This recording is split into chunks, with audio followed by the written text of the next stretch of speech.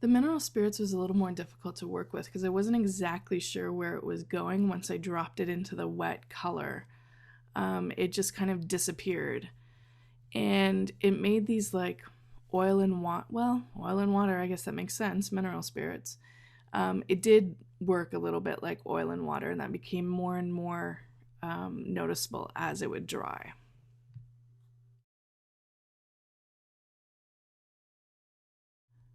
The oil and water effect and the separation and pushing the watercolor and the pigment, or the water and the pigment away, was more noticeable.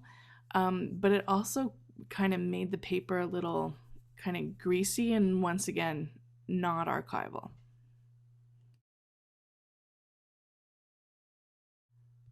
The mineral spirits just kind of broke down the pigment and sedimented it, which was kind of, it has its place. It's kind of nice.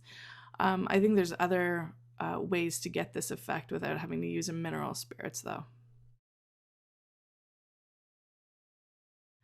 There was some nice kind of like rock sedimenting effects that